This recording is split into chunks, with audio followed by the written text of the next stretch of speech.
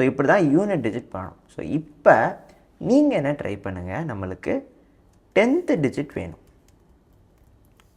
Okay, so அதாவது இப்போ 89 அப்படின்னு நான் சொன்னேன் அப்படின்னா எனக்கு இந்த 8 வந்து நம்மளுக்கு பிரிண்ட் பண்ணணும். இதே இது நான் 1189 சொன்னேன்னா அப்பயும் இந்த 8 பிரிண்ட் பண்ணணும்.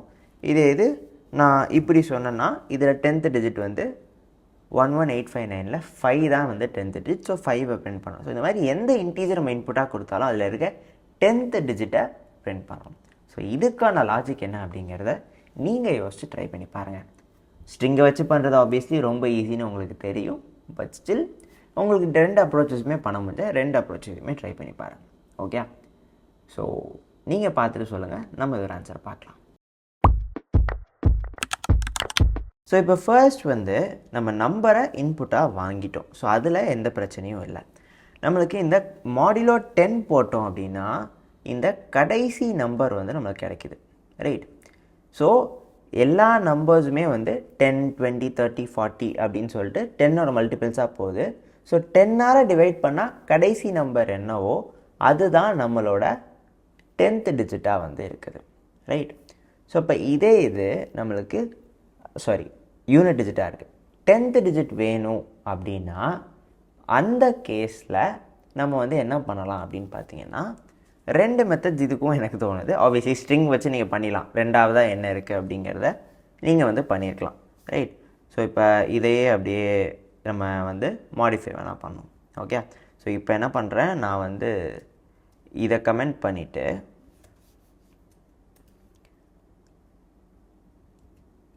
யூனிட் டிஜிட்டான கோட் இருக்கட்டும், இதை அப்படியே எடுத்து நான் 10th டிஜிட்டுக்கு இப்போ பண்ணுறேன். நம்ம இன்புட் வாங்கிட்டோம்.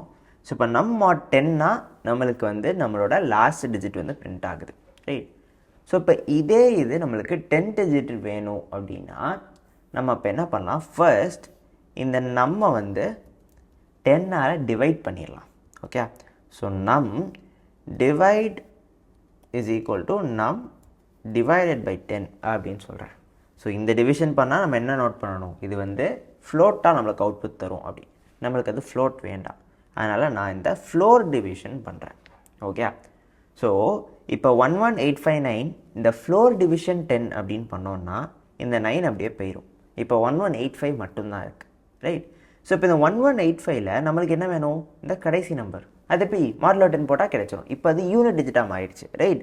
ஸோ இப்போ அதே மாடுலோ 10 பண்ணோன்னா நம்மளுக்கு அவுட்புட் வந்துடும். ஸோ இந்த ஒரு லைனை எக்ஸ்ட்ராவாக நம்ம ஆட் பண்ணோன்னா நம்மளுக்கு தேவையான அந்த அவுட்புட் வரும். ஸோ இது ஆர்குமெண்டட் அசைன்மெண்ட் ஆப்ரேட்டர் வச்சும் பண்ணலாம், நம்ம பார்த்துருக்கோம். ஸோ அதை எப்படி பண்ணணும், இந்த நம்ம எடுத்துடலாம், நம் ஈக்குவல் டு 10 இப்படி கொடுத்தோன்னா நம் இஸ் ஈக்குவல் டு நம் ஃப்ளோர் டிவிஷன் 10 அப்படிங்கிறதுக்கான அவுட்புட் வந்து போய் நம்மள ஸ்டோர் ஆகும். ஸோ இதுதான் நம்மளோட கான்செப்ட். இப்போ இதை ஃபர்ஸ்ட் ரன் பண்ணி பார்க்கலாம்.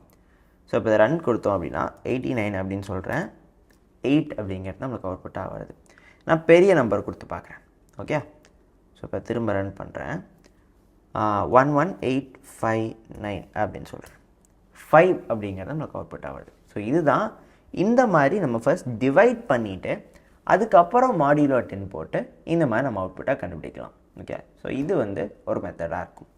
இதுக்கு பதிலாக நீங்கள் வந்து அந்த ஸ்ட்ரிங்கை வச்சும் வந்து பண்ணிக்கலாம். இது மாதிரி கடைசிக்கு முந்தினது அப்படிங்கிற மாதிரியும் பண்ணிக்கலாம். But this is preferred. மற்ற ப்ரோக்ராமிங் லாங்குவேஜ்லேயும் இதே லாஜிக் தான் எக்ஸ்பெக்ட் பண்ணுவாங்க.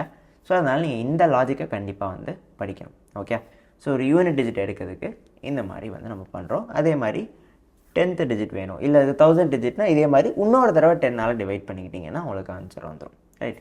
ஸோ இப்படி தான் வந்து நம்ம இதை பண்ணுறோம். யூசர்லேருந்து இன்புட் வாங்குறது, பைத்தானில் இருக்க எக்ஸ்பிரஷன்ஸ், அரித்மெட்டிக் ஆப்ரேட்டர்ஸ், எல்லா ஆப்ரேட்டர்ஸ்லேருந்து ஒரு பேசிக் ப்ரோக்ராம் பண்ணுறதுக்கான எல்லா திங்ஸுமே இப்போ வந்து உங்களுக்கு தெரியும்.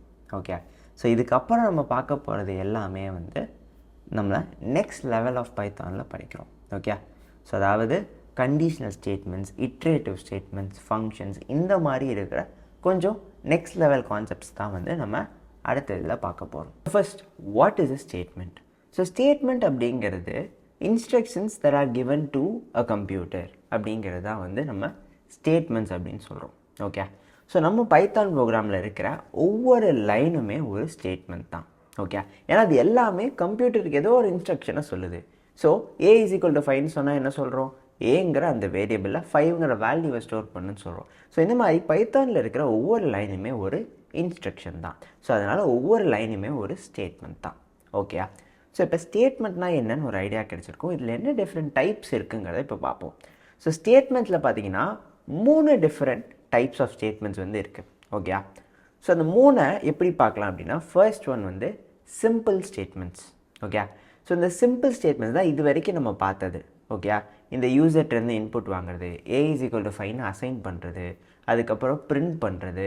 ஸோ இந்த மாதிரி விஷயங்கள் எல்லாமே வந்து சிம்பிள் ஸ்டேட்மெண்ட்ஸில் வருது. இதெல்லாம் ஒன் லைன்லேயே முடிஞ்சோம். ஓகே, ஸோ அதெல்லாம் தான் வந்து சிம்பிள் ஸ்டேட்மெண்ட்ஸ். இது ஃபர்ஸ்ட் கேட்டகரி. செகண்ட் கேட்டகரி என்ன அப்படின்னா காம்பவுண்ட் ஸ்டேட்மெண்ட்ஸ் அப்படின்னு சொல்கிறாங்க. ஸோ காம்பவுண்ட் ஸ்டேட்மெண்ட்ஸ்னால் ஆப்வியஸ்லி சிம்பிளோட கொஞ்சம் காம்ப்ளெக்ஸாக இருக்கும், கொஞ்சம் பெருசாக இருக்கும் இல்லையா? ஸோ அதுதான் வந்து காம்பவுண்ட் ஸ்டேட்மெண்ட்டுன்னு சொல்கிறோம். ஸோ இந்த காம்பவுண்ட் ஸ்டேட்மெண்ட்ஸ் வந்து மல்டிபிள் லைன்ஸில் இருக்கலாம். ஒரே லைனில் தான் இருக்கணும்னு அவசியம் இல்லை. மல்டிபிள் லைன்ஸ் வந்து கம்பைன் பண்ணி ஒரு பிளாக் ஆஃப் கோட் அப்படின்னு நம்ம சொல்லுவோம். அதை தான் வந்து நம்ம காம்பவுண்ட் ஸ்டேட்மெண்ட்ஸ் அப்படின்னு சொல்கிறோம். அதுதான் நம்மளோட கண்டிஷனல் ஸ்டேட்மெண்ட்ஸ், இட்ரேட்டிவ் ஸ்டேட்மெண்ட்ஸ், இது எல்லாத்தையும் நம்ம இப்போ பார்ப்போம். ஓகே, ஸோ நம்மளோட கடைசி டைப் ஆர் கடைசி கேட்டகரி என்னென்னு பார்த்தீங்கன்னா எம்டி ஸ்டேட்மெண்ட். மோஸ்ட் லாங்குவேஜஸில் இது இருக்காது, நம்மளுக்கு பைத்தானில் ஸ்பெசிஃபிக்காக இது இருக்குது. அதுக்கு பேர் என்னென்னு பார்த்தீங்கன்னா பாஸ் அப்படின்னு சொல்கிறோம். ஓகே, ஸோ இந்த பாஸ் அப்படிங்கிறது தான் எம்டி ஸ்டேட்மெண்ட் அப்படின்னு சொல்கிறோம். பேர்லேயே இருக்க மாதிரி தான். பாஸ் அப்படின்னா ஒன்றுமே பண்ணாத அப்படின்னு சொல்கிறது தான் வந்து பாஸ். ஸோ ஒன்றுமே பண்ணக்கூடாது, அதுக்கிட்ட ஒரு தனி ஸ்டேட்மெண்ட் வச்சுருக்கீங்கன்னு நீங்கள் கேட்குறது எனக்கு புரியுது. நம்ம எப்போ அந்த பார்ட்டுக்கு வரோமோ அப்போ உங்களுக்கு கண்டிப்பாக எக்ஸ்பிளைன் பண்ணுறேன். ஸோ இப்போ சிம்பிள் ஸ்டேட்மெண்ட்ஸ் நம்ம ஆல்ரெடி கவர் பண்ணிட்டோம் ரைட்டா?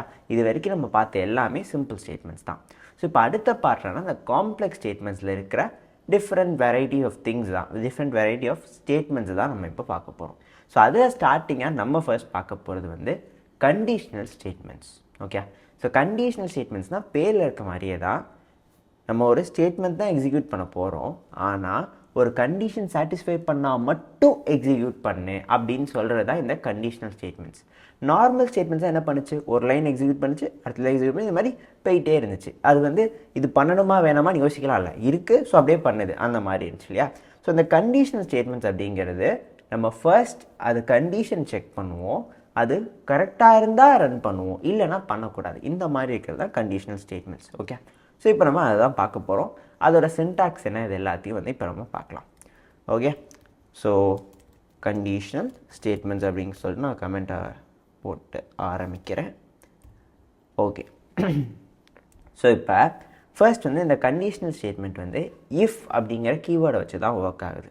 ஓகே, ஸோ இஃப் நம்மளோட ஸ்டேட்மெண்ட்டோட சின்டாக்ஸ் என்னவாக இருக்குன்னா, இந்த சின்டாக்ஸில் வந்து இஃப்ங்கிற கீவேர்டுக்கு அடுத்து நம்மளோட கண்டிஷனை கொடுக்கணும்.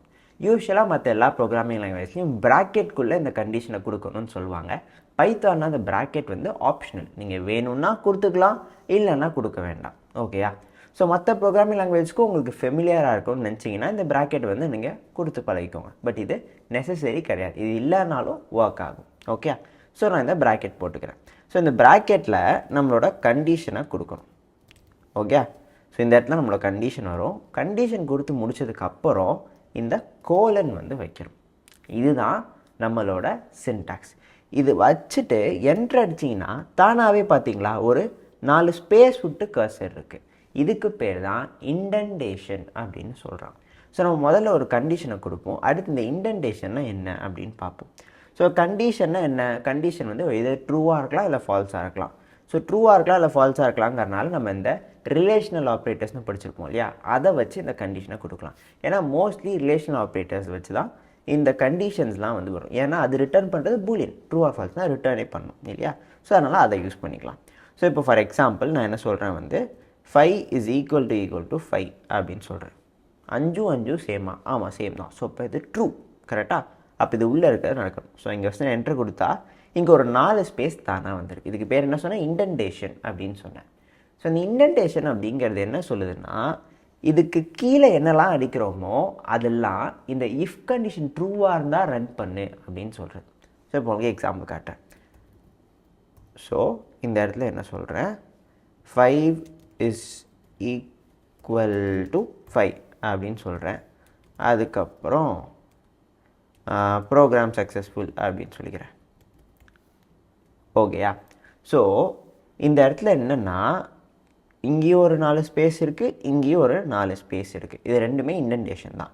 ஸோ இப்போ இந்த ஸ்பேஸுக்கு என்ன அர்த்தம்னா இந்த 2 லைனும் இந்த இஃப் கண்டிஷனுக்கு உள்ளே இருக்குதுன்னு அர்த்தம். மோஸ்ட் ப்ரோக்ராமிங் லாங்குவேஜஸில் எப்படி பண்ணுவாங்கன்னா இந்த மாதிரி கர்லி பிரேஸ் போட்டு அந்த கர்லி பிரேஸ்க்கு உள்ளே இதை வந்து இப்படி கொடுத்துருப்பாங்க. ஸோ இதுக்கு என்ன அர்த்தம், இஃப் கண்டிஷன் ட்ரூவாக இருந்துச்சுன்னா இந்த கண்டிஷன் ட்ரூவாக இருந்தால் இந்த கர்லி பிரேஸ்க்கு உள்ளே இருக்கிற கோடை ரன் பண்ணணும் அப்படின்னு சொல்லணும். ஓகே, ஸோ எந்த பார்ட் ஆஃப் கோடை ரன் பண்ணணும் if the condition is true, அதை குறிக்கிறது தான் இந்த கர்லி பிரேஸ் வந்து யூஸ் பண்ணாங்க. ஆனால் பைத்தானில் அந்த கர்லி பிரேஸ் கிடையாது, அதுக்கு பதிலாக தான் இந்த இண்டென்டேஷனுங்கிற ஒரு கான்செப்ட். ஸோ இந்த கோலன் வச்சோம் அப்படின்னா இது வந்து ஒரு காம்பவுண்ட் ஸ்டேட்மெண்ட்டுங்கிறத பைத்தான் புரிஞ்சுக்கிட்டு ஸோ இதுதான் நம்மளோட அந்த கண்டிஷன் செக் பண்ணுறதுக்கானது.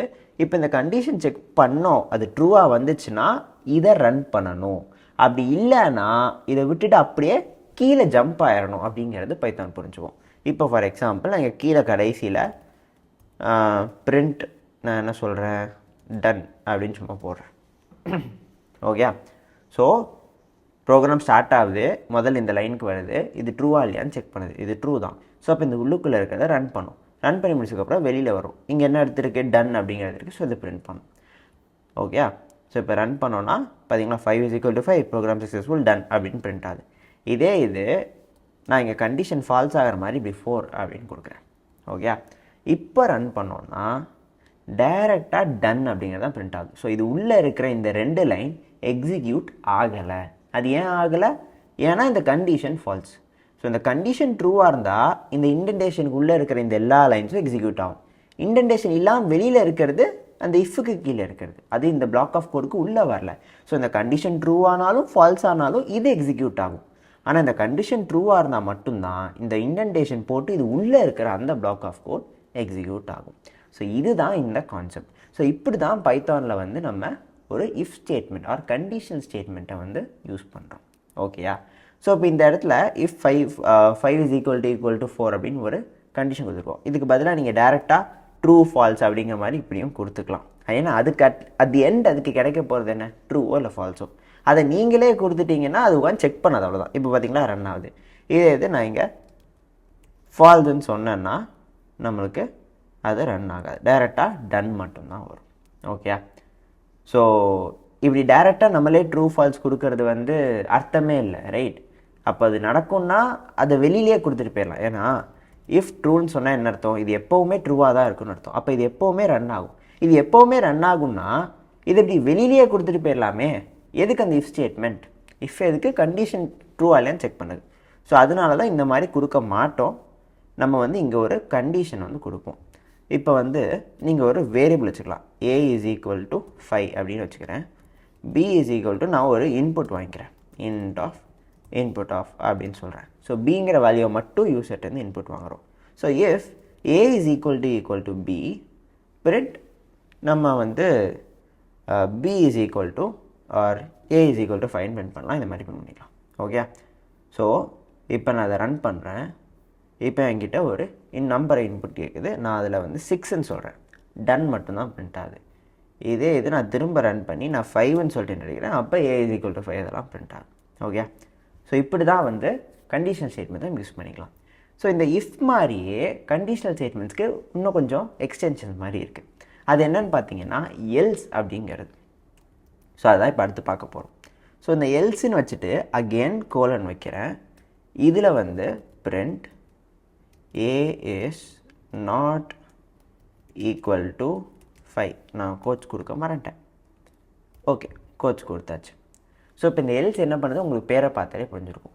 இந்த கண்டிஷன் ட்ரூவாக இருந்தால் இதை பண்ணுன்னு சொல்கிறோம், ஃபால்ஸாக இருந்தால் அப்போ என்ன பண்ணணும், எல்ஸ் இதை பண்ணு அப்படின்னு சொல்கிறோம். ஸோ ட்ரூவாக இருந்தால் என்ன பண்ணணும் அப்படின்னு சொல்கிறதுக்கு இஃப் இருக்குது, அது ஃபால்ஸாக இருந்தால் என்ன பண்ணணும்னு சொல்கிறதுக்கு நம்மளோட எல்ஸ் வந்து இருக்குது. ஓகேயா, ஸோ இதுதான் நம்மளோட if and else. Okay, so இப்போ அதை ரன் பண்ணோம் அப்படின்னா நம்மக்கிட்ட இன்புட் கேட்குது, நான் 5ன்னு சொல்கிறேன், அது பிரிண்ட் ஆகுது. இது நம்ம ஆல்ரெடி பார்த்தோம். இப்போ அதே இது உங்களுக்கு பெருசாக இப்போ அதே இது நான் இங்கே 6ன்னு கொடுத்து என்ட்ரு அடிக்கிறேன், அப்போ a is not equal to 5 இந்த எல்ஸ் கிளாஸில் இருக்கிறது பிரிண்ட் ஆகுது. ஸோ இது இஃப், இது எல்ஸு. ஓகே, ஸோ இது ரெண்டும் உங்களுக்கு புரிஞ்சிருக்கும், ரைட்? இப்போ ஒரு கண்டிஷனை செக் பண்ணுறோம், அதுக்கு இந்த இஃப் அண்ட் எல்ஸை வந்து யூஸ் பண்ணுறோம்.